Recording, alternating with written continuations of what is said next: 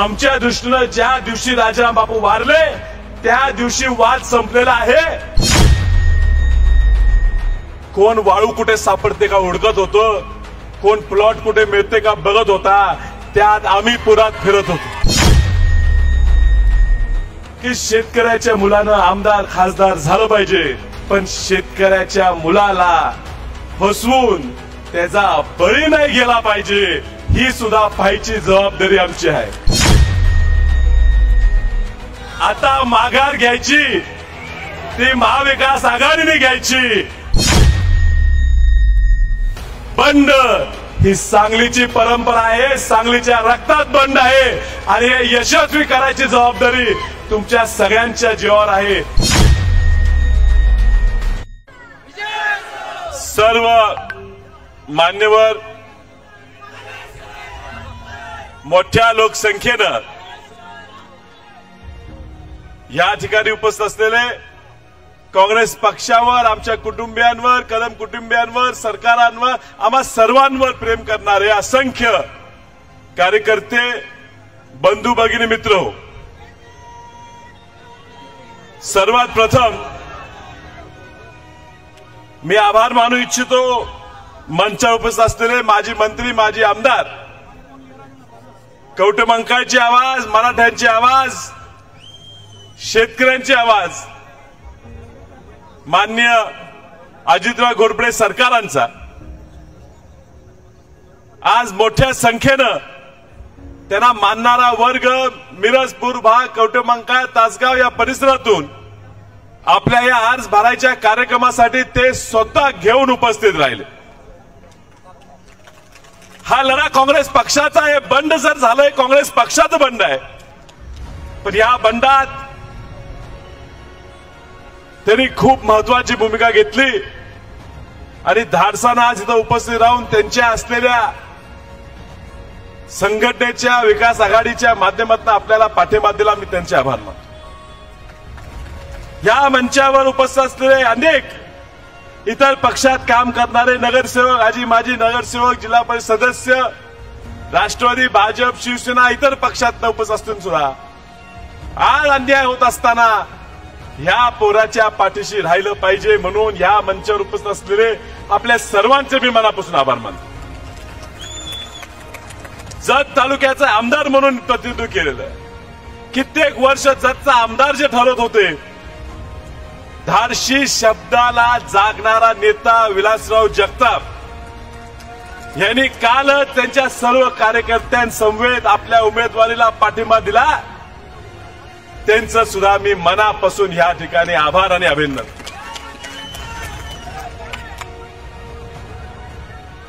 काल परवाच डॉक्टर बाबासाहेब आंबेडकरांची जयंती झाली। त्यांचा जे वारसा चालवतात, ज्यांच्याकडे आपण सर्व पुढे पाहतो, नजरेनं पाहतो की पुढे काहीतरी ह्या देशातल्या सर्व घटकांना एकत्रित करायचं काम करतील, दलित आणि मागासवर्गीय समाजासाठी काम करत असताना मराठा आंदोलनाला सुद्धा पाठिंबा देणाऱ्या, धाडस करणाऱ्या प्रकाश उर्फ बाळासाहेब आंबेडकरांनी सुद्धा वसंतदादांच्या नातवाला मी पाठिंबा देणार आहे जाहीर केलं। त्याबद्दल मी त्यांचे आभार मानतो। राज्यातले बाळासाहेब आपल्या पाठीशी आहेत, पण आज नाव घेता येत नाही, पण जिल्ह्यातले बाळासाहेब ताकदीनं त्यांचे सर्व कार्यकर्ते या ठिकाणी उपस्थित राहून पाठिंबा देत आहेत। मी बाळासाहेबांचे सुद्धा मनापासून आभार मानतो, आपल्या सगळ्यांचे आभार मानतो।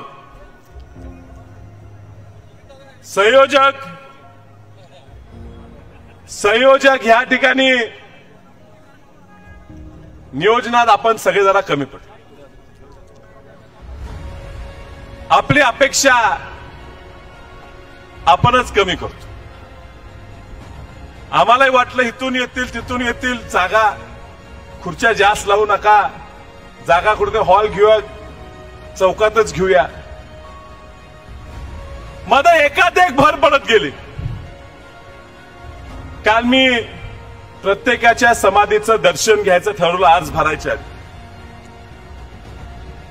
मी अनिल भाऊ बाबरांच्या समाधीला दर्शन घेतलं, हनुमंतराव पाटील साहेबांच्या समाधीचं दर्शन घेतलं, संपतराव नानांच्या समाधीचं दर्शन घेतलं. त्या खानापुरात या सर्वांना मानणारा वर्ग हा एवढ्या मोठ्या संख्येने उपस्थित राहतो. ते त्याच्या मागे कोण आहे एवढं न समजण्यासारखे आम्ही नाही, ताकद त्या सगळ्यांनी आमच्या मागे उभी केलेली. त्यानंतर मी कदम साहेबांच्या समाधीचं दर्शन घेतलं, शिवाजीराव शेंडगे साहेबांच्या समाधीचं दर्शन घेतलं, नानासाहेब सगळ्यांच्या समाधीचं दर्शन घेतलं. त्या सगळ्या परिसरातून त्यांच्या सर्वांचे कार्यकर्ते आज या ठिकाणी मला पाठिंबा द्यायला होते. वसंतदादा घर अडचणीत असताना, जेव्हा जेव्हा वसंतदादा घर अडचणीत असेल तेव्हा तेव्हा अंजनी पुत्र आमच्या मागे राहिलेले आहेत. आणि आज अंजनी पुत्र ताकदीनं काल मला आशीर्वाद आबांच्या समाधीवर मिळाला. मला आशीर्वाद मिळाला आणि मला विश्वास आहे की या आशीर्वादाच्या जोरावर दादांच्या मदतीनं हा लोकसभेचा जो येणारा निकाल आहे तो आपल्या बाजूलाच लागणार. आज बंड आहे. बंडाच्या स्थितीत मंचावर उपस्थित राहताना काँग्रेसच्या लोकांना सुद्धा अवघड होते. फोन येतात, करा विशालचं काम पण मंचावर जाऊ नका. प्रत्येक तालुक्याचा काँग्रेस पक्षाचा अध्यक्ष आज या मंचावर उपस्थित आहे. त्यांची इच्छा आहेच, पण त्यांच्या नेत्यांनी सुद्धा त्यांना सूट दिलेली आहे. भरपूर लोकांनी सांगितलं, वहिनी कशाला चाललाय, पुढे विधानसभा इतर पद आहेत, जयश्रीवहिनी पुढे तिकिटाची अडचण होईल. पण आम्हाला मान्य केलं पाहिजे. आमच्यात सुद्धा लई भांडणं, लई वादावादा होऊन सुद्धा आज घर अडचणीत असताना जयश्री वहिनी धाडसाने म्हटले, ह्या वैरातनं आमचं घर संपत आलेलं आहे, आता मी संपू देणार नाही. म्हणून धाडसाने वहिनी आज आमच्या सगळ्यांच्या पुढे चालल्या. त्या गर्दीतनं मी मागे होतो, माझ्यासाठी वाट काढत पुढे चालत होत्या. हा मला आज अभिमान आहे. आमच्या वसंतदादा घराचा ह्या काँग्रेस पक्षावर प्रचंड प्रेम आहे. आणि मी तुम्हाला सांगू इच्छितो, 1917 साली वसंतदादांचा जन्म झाला. 19 साली वसंतदादांचे आई वडील मयत पावले. 2 वर्ष व्हायच्या आधी वसंतदादा अनाथ झाले. लोकांनी साथ दिली, पाहुण्यांनी आधार दिला. तरुणपणात त्यांना काँग्रेस सापडली आणि त्या काँग्रेसनी वसंतदादा घडवले आणि वसंतदादांनी काँग्रेसच्या जोरावर हे स्वातंत्र्य मिळवले. आणि म्हणून काँग्रेसच्या विरोधात जात असताना आमच्या सुद्धा भावना होत नाहीत. मी 1998-99 पासून 25 वर्ष आज काँग्रेस पक्षाचे काम करतो. 2002 साली मलाही वाटलं ह्या काँग्रेसवर माझं प्रेम आहे. लहानाचं मोठा काँग्रेसमध्ये झालो. माझ्या वडिलाला खासदार म्हणून मी पाहिलेलं आहे. प्रत्येक घरात प्रत्येक पोराला वाटते बापासारखं आपण झालं पाहिजे. मलाही वाटलं, त्या घरात जन्माला आलो, माझी काय चूक झाली, माझ्या आजासारखा बापासारखा मला व्हायला पाहिजे असं वाटलं म्हणून माझी काय चूक झाली. मी स्वार्थासाठी लढत नाही. पण 2002 साली मी पहिला म्हटलो, मी काम करतोय जिल्हा परिषदेत, मला जायला पाहिजे. पक्ष लोकांनी सांगितलं घराने बाजी होईल, तू जरा थांब. मी थांबलो. लोक म्हटली थांबलो. 2005 साली माझे वडील वारले. मी उभारलो पाहिजे असं मला वाटत होतं. उमेदवारी आमच्या घरात मिळाली, मला मिळाली नाही. तक्रार केली नाही. लोक म्हटले विशाल थांब, कामाला लाग. सगळ्यात पुढे मी पडलो. ज्या वेळी काँग्रेस पक्षाचं तिकीट मिळालं, मला थांब म्हटलं, मी थांबलो. 2019 ला सगळे म्हणते विशाल उभारला पाहिजे, पक्षाने तिकीटच सोडलं. मला बोलवून सांगितलं विशाल तू उभार, दुसऱ्या पक्षातनं उभार, आम्ही ठराव करून देतो. पक्षावर एकतर्फी प्रेम. मी पण दुसऱ्या चिन्हावर जाऊन लढलो. परत आलं. 5 वर्ष पडल्याच्या दुसऱ्या दिवसापासून कामात आहे. ह्या सांगली जिल्ह्यात पूर आला तर खासदार कुठे होते? प्रत्येक गावात पुराच्या जाऊन पुराची मदत देऊन किट वाटप करून पडलेल्या घरांची पाहणी करून फिरत असताना कोण वाळू कुठे सापडते का हुडकत होतं, कोण प्लॉट कुठे मिळते का बघत होता, त्यात आम्ही पुरात फिरत होतो. पूर गेला तोवर करून आला. लोक घर सोडायला तयार नव्हते.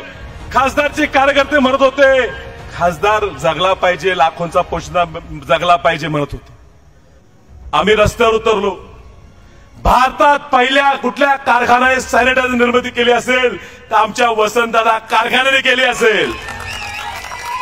प्रत्येक शेजारच्या मोठ्या मोठ्या म्हणणाऱ्या कारखान्याने सॅनिटायझर विक्री करून कोट्यवधी रुपयाचा नफा केला.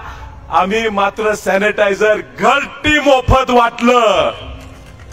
2020 साली, आज 24 आहे. अहो काय प्रश्न आला, द्राक्ष बाग गेले त्या ठिकाणी आम्ही गेलो. ज्या ज्या अडचणी आल्या, दुष्काळ पडला, आम्ही गेलो. लोकांच्या सुखात दुःखात लोकांनी आम्हाला सामावून घेतलं, आम्ही त्यांच्यावर गेलो. आणि निवडणूक जवळ आल्यावर, वातावरण चांगलं होऊ लागल्यावर परत डाव रंगू लागला. परत राजकारण आडवं येऊ लागलं. परत ह्याला थांबवलं पाहिजे ह्याच्या बैठका होऊ लागल्या.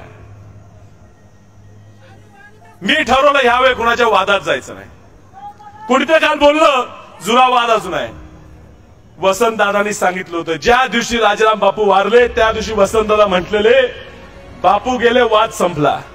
आमच्या दृष्टीनं ज्या दिवशी राजाराम बापू वारले त्या दिवशी वाद संपलेला आहे. तुमच्या मनात अजून वाद असेल तो तुम्ही संपावा. आमच्याकडनं ह्याच्या पुढच्या वादाची भावना असणार नाही. म्हणून येत असणारा राजाराम बापूंच्या पुतळ्याला नमन करून आशीर्वाद घेऊन मंचावर सुद्धा त्यांचा फोटो लावून आम्ही या ठिकाणी प्रचारला शुभारंभ. हा वाद मिटलेला आहे. कोणीतरी आरोप करणार शेतकऱ्याचा मुलगा खासदार झालेला तुम्हाला पाहत नाही का? या वसंतदादा घराने शेतकऱ्यांच्या कष्टकऱ्यांच्या मुलांना कार्यकर्त्यांना पद द्यायचं काम केलेलं आहे. आमची तीच भावना आहे की शेतकऱ्याच्या मुलानं आमदार खासदार झालं पाहिजे. पण शेतकऱ्याच्या मुलाला फसवून त्याचा बळी नाही गेला पाहिजे ही सुद्धा पाहायची जबाबदारी आमची आहे. त्या पैलवांना विनंती आहे, राऊत साहेब आधीच इथं येऊन लय काय गोंधळ घालून गेलेत. ही सांगली सुसंस्कृत चांगली आहे. इथं भाषा शोभणारी बोलावी. आपल्यावर खूप चांगले संस्कार आहेत. त्यामुळे त्यांच्या पुस्तकातले शब्द इथं वापरून भावना वापरून लोक आणि चिडीला पेटतील.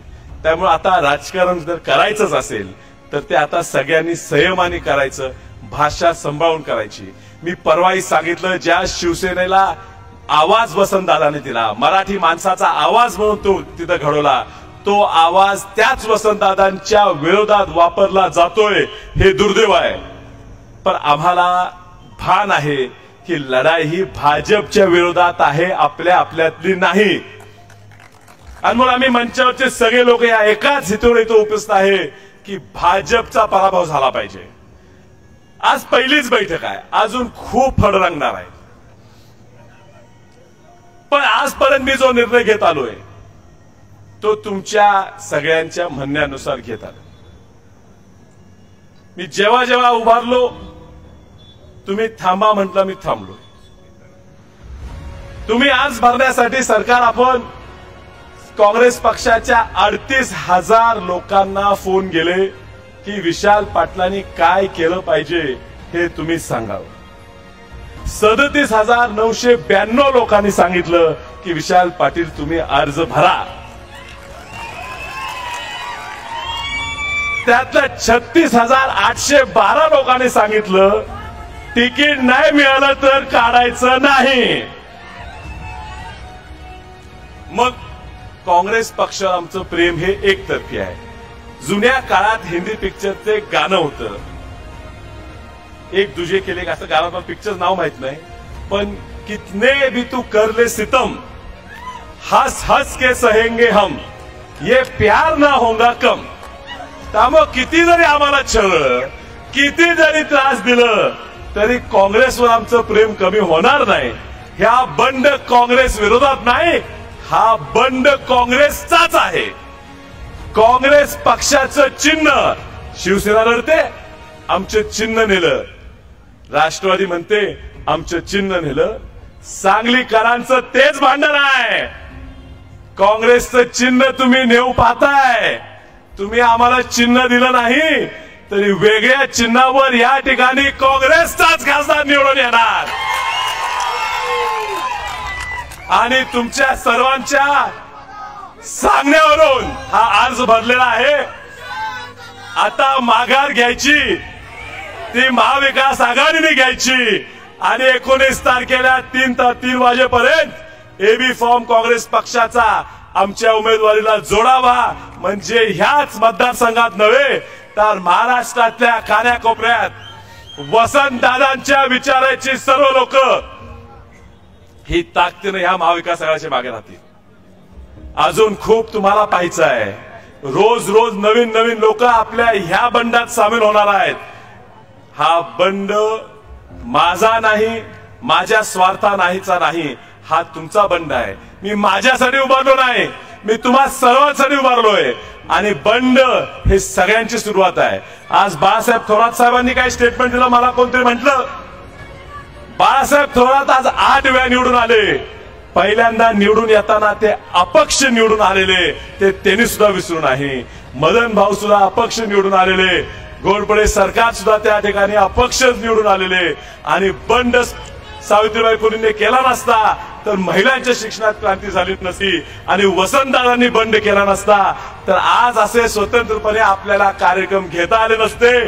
बंड ही सांगलीची परंपरा आहे, सांगलीच्या रक्तात बंड आहे आणि हे यशस्वी करायची जबाबदारी तुमच्या सगळ्यांच्या जीवावर आहे.